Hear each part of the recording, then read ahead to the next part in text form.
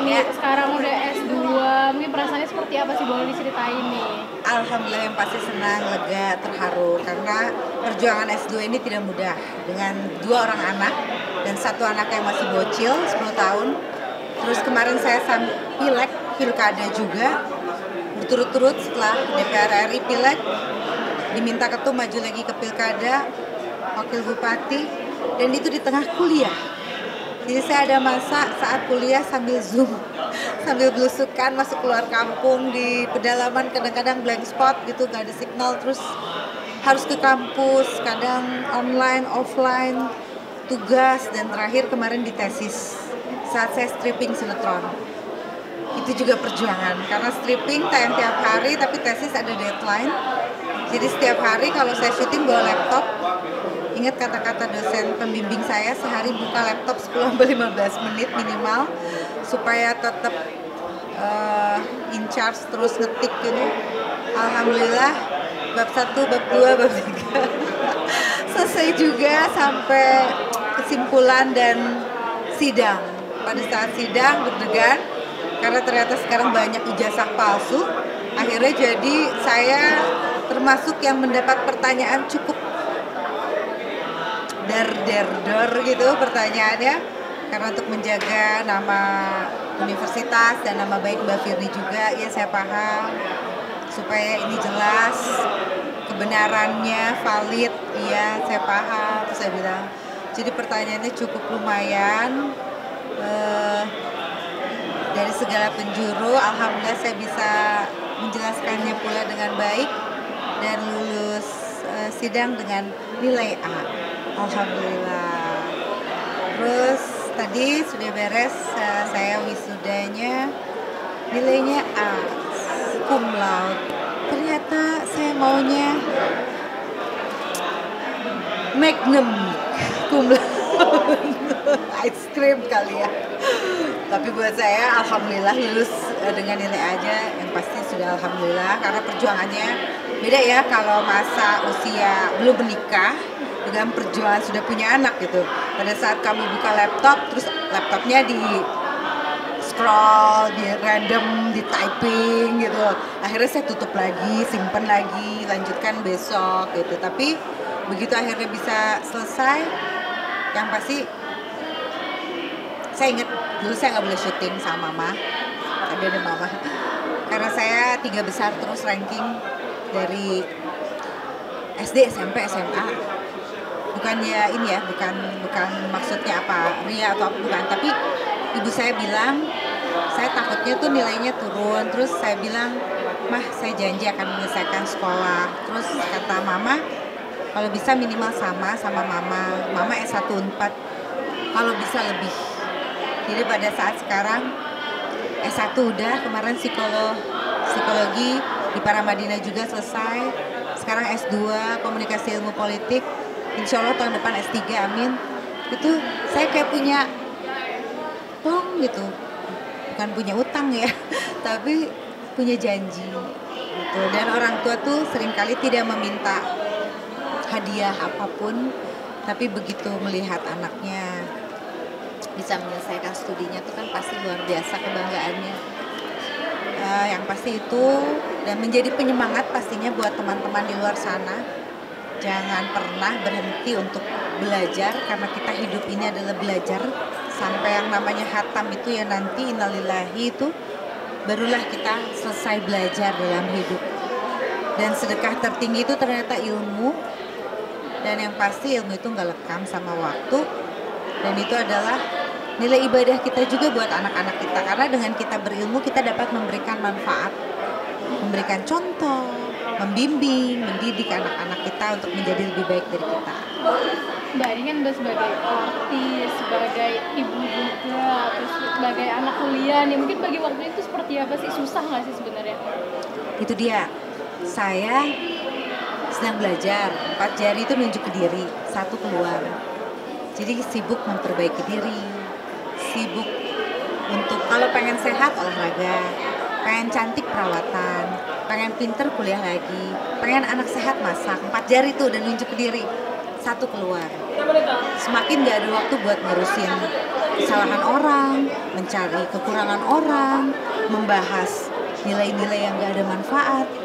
Buat saya sibuk, udah gak ada waktu kayaknya ngurus anak aja tuh, dari mulai makanannya, belum lesnya, belum tugasnya, gitu itu udah full gitu ya. Kalau ditanya gimana membagi waktu, selagi kita selalu punya niat nawaitunya adalah untuk ibadah, akan diberikan kemudahan. Entah itu cara ngatur waktunya, entah itu cara mencari solusinya, way out-nya pasti ada. Jadi buat saya, pada saat kita sibuk dengan sekolah nilai ibadah, dapat ilmu, ngurus anak nilai ibadah, jadi nawaitunya untuk ibadah, nggak tahu gimana ya, pasti ada caranya. Kalau ditanya, iya betul. Tapi buat saya sibuk dengan nilai yang bermanfaat itu menyenangkan. Karena itu membuang toksik. Itu nggak akan menguras energi kita ke arah negatif, dan mental health kita pun tetap terjaga. Jadi kemarin saya sibuk mau bikin seminar psikolog saya mau bikin konseling. Jadi ingin membudayakan psikolog adalah teman, supaya orang-orang nggak usah takut untuk sharing, untuk bertukar pikiran, datang ke psikolog dibanding datang ke teman nanti dikomporin atau misalnya malah jadinya nggak keruan gitu. Tapi kalau ke psikolog kerahasiaan terjamin, kita juga profesional gitu, dan kita mendapatkan manfaat yang memang sesuai dengan keilmuannya. Ya happy ya, yang pasti semakin bertambah usia, ingin makin banyak nilai manfaat, ingin makin banyak nilai baik, bukan untuk validasi pembuktian ke orang, tapi untuk diri sendiri. Happy, tentram, damai. Mungkin tadi nih ada drama-drama nggak sih sama anak? Iya. Gimana boleh tuh diceritain? Kalau ibu-ibu ya drama tuh pasti ada. Hari ini hari Sabtu, ternyata anak saya dari high school tuh jadi perwakilan untuk mewakili sekolah di Olimpiade Matematika. Kemarin penyisihan tingkat kabupaten kota, lolos, alhamdulillah. Sekarang dia satu kelas 2 anak perwakilannya. Nah sekarang perwakilan tingkat menuju nasional, provinsi sekarang. Dari provinsi ini jatuhnya di hari Sabtu juga. Jam 9.30 itu pemaparan, technical meeting lah. Jam 10 itu mulai tesnya. Jadi pada saat jam 10, tadi sebelum jam 10 saya telepon. Aku sudah siap mami, aku sudah pakai seragam, dia pakai seragam sendiri.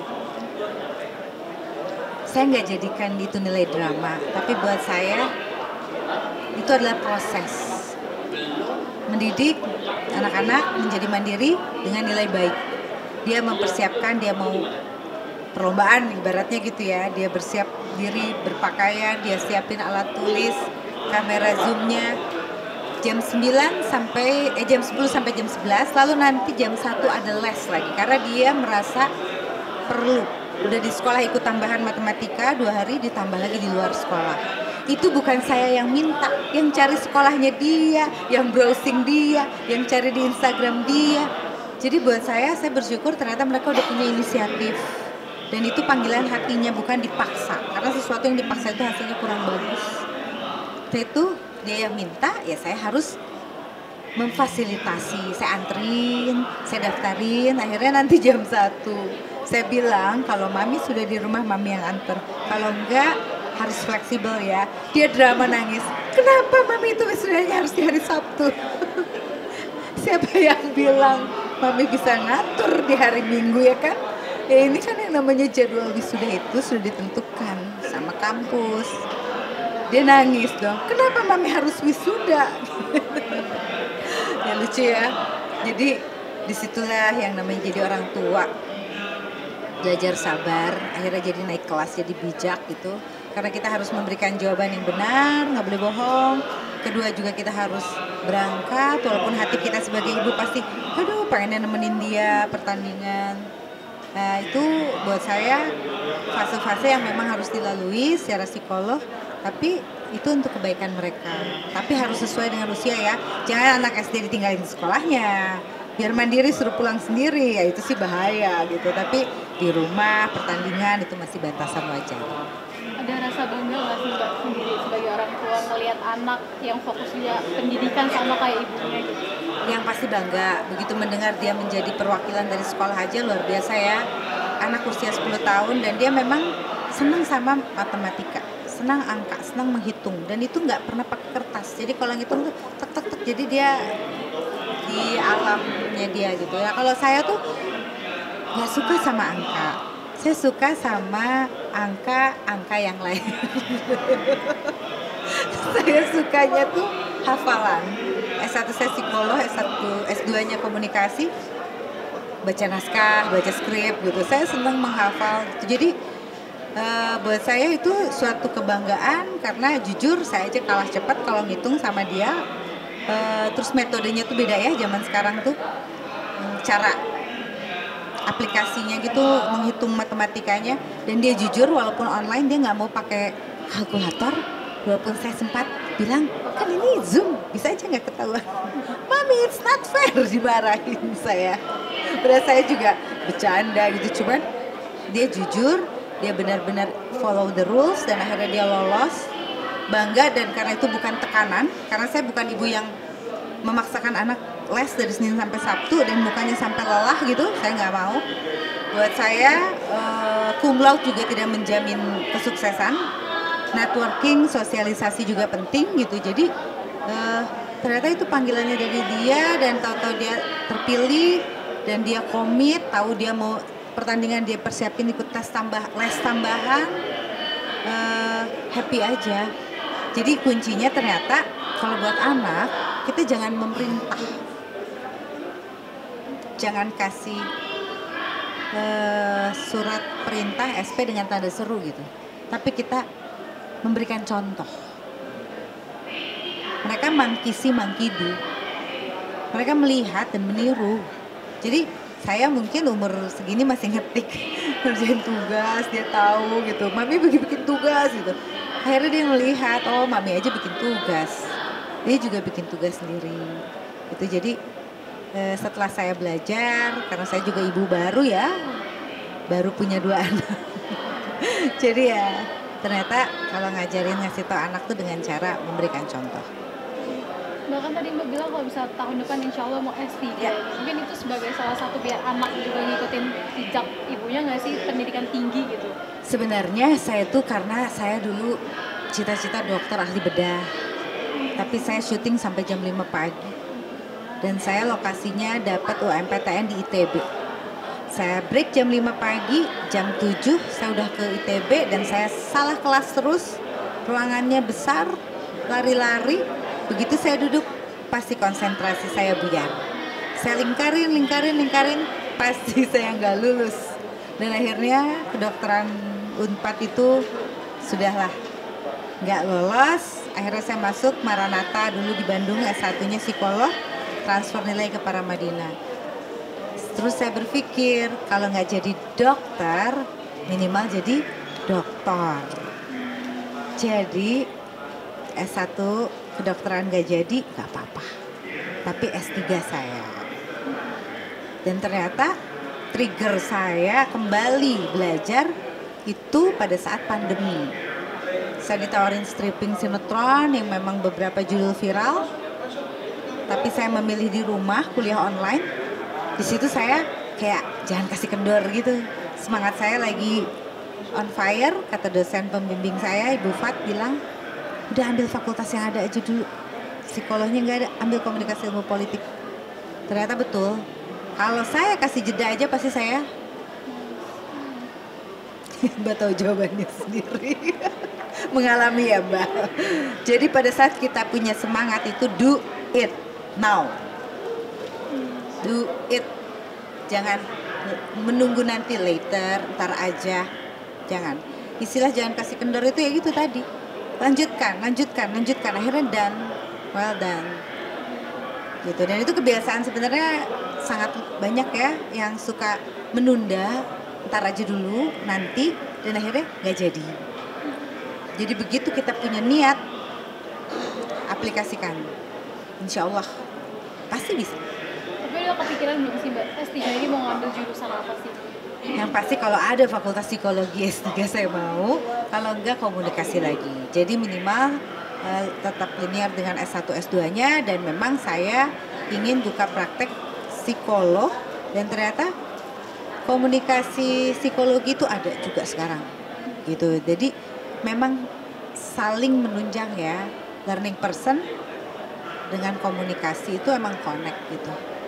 Pengalaman saya turun di dapil juga itu berpengaruh karena saya ketemu banyak orang, all segment, dari A sampai Z, beragam karakter, dan itu yang saya pelajari gitu. Dan itu luar biasa ya. Setelah belajar lagi juga ternyata, apalagi belajar Quran, itu sumber ilmu. Jadi memang ilmu itu sumbernya ya di Al-Quran. Jadi setelah belajar itu semakin, oh iya ya, ilmu hukum ada di Quran, ekonomi ada, psikolog juga ada. Semakin ingin belajar lagi, karena belajar akhirat kau genggam, dunia mengikutimu. Kita kan hidup gak 1000 tahun ya Mbak gitu. Jadi belajar ilmu, akhirnya kita tahu how to-nya di dunia ini kita mau ngapain, apa petunjuknya, apa yang harus kita lakukan. Kalau kita nggak tahu ilmunya juga kali kita hidup di dunia ini hanya makan, tidur, bangun, bekerja, beraktivitas, bersosialisasi, that's it gitu. Tapi ternyata ada tujuan lain yang memang yang ada nilai di mata Allah. Mbak, dengan adanya kesibukan ini berarti emang support keluarga juga nomor 1 ya Mbak ya? Ya pasti. Kalau kesibukan, keluarga saya memang orangnya semua cenderung tidak bisa diam. Turun temurun kayaknya. Kita tuh nggak tahu ya, walaupun di rumah apa aja harus kita kerjain, beres-beres, ngerjain tugas, masak, itu emang kita bukan tim rebahan gitu. Jadi kalau agak-agak leyeh-leyeh sedikit tuh kadang-kadang udah nggak betah Mbak gitu. Mau nge-gym kayak, mau olahraga, lari, jalan apa gitu. Jadi support pasti ya, karena memang kita semuanya dididik dari kecil juga begitu, dan memang sudah semuanya juga sama ritmenya begitu. Tapi yang pasti itu untuk kebaikan dan hal yang bermanfaat. Mbak, mungkin terakhir nih, harapannya ke depannya seperti apa sih Mbak? Yang pasti harapannya semoga ilmu yang saya dapatkan dapat bermanfaat bagi banyak orang, dapat menjadi nilai ibadah, dan dapat menjadi penyemangat dari mulai circle terdekat, anak-anak saya, keluarga saya, sahabat saya, dan juga orang banyak di luar sana. Jangan berkecil hati, belajar itu gak ada batasan usia. Ke kampus malah kita jadi angkatan 2000 jadi muda lagi, semangat kita jadi muda lagi, dan vibes dan mindset kita pun jadi growth, tumbuh, berkembang. Dan yang pasti kalau muka keriput, usia bisa tua, laki jadi nenek-nenek, laki-laki jadi kakek, perempuan jadi nenek, tapi ilmu itu nggak akan gitu. Itu long lasting. Jadi belajar terus, jangan pernah merasa cukup, karena di Quran juga ada orang yang merasa cukup adalah orang yang melampaui batas. Jadi kita belajar terus, kita harus selalu merasa kita kecil, kita belum paham, jadi kita selalu ingin belajar. Semangat terus, terutama untuk perempuan Indonesia. Perempuan boleh pintar, perempuan boleh sukses, perempuan boleh mandiri, perempuan boleh cerdas. Oke, makasih ya Mbak. Iya.